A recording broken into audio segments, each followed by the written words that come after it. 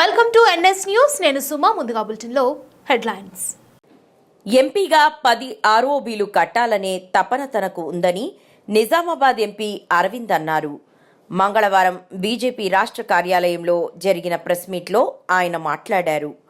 మంత్రి కోమటిరెడ్డి వెంకటరెడ్డి వెంటనే నిధులు విడుదల చేయాలని ఆయన కోరారు. రాష్ట్ర ప్రభుత్వం జాక్రాన్పల్లి విమానాశ్రయం తొందరగా ప్రారంభమయ్యే విధంగా చర్యలు చేపట్టాలని ప్రభుత్వానికి అరవింద్ డిమాండ్ చేశారు.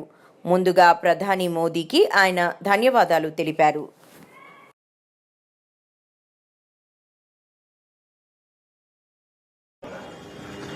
మా దగ్గర 7 ఆర్ఓబీలు మొన్న కోమటిరెడ్డి వెంకటరెడ్డి గారు వచ్చిండ్రు నిజామాబాద్ జిల్లాకి.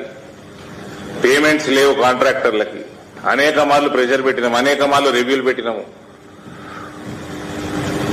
మొత్తం 7లో 6 100% సెంటర్ పేమెంట్, ఒకటే 50-50.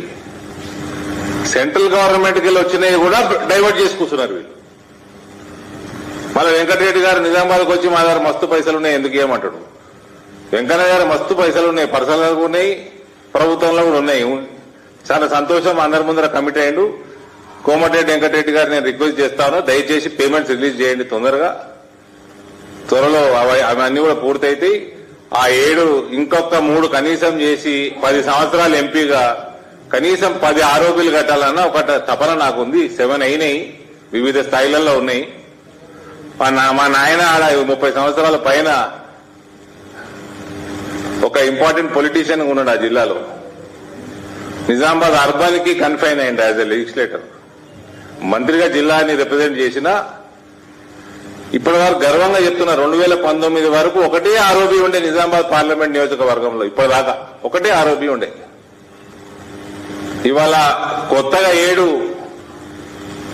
రావడం జరిగింది. ఒకటి ఇనాగరేషన్ కూడా అయిపోయినాయి, 2 రెడీగా ఉన్నాయి, ఇంకా 4 వివిధ స్థాయిలో ఉన్నాయి. ఇంకా కనీసం 3 చేపిస్తాం.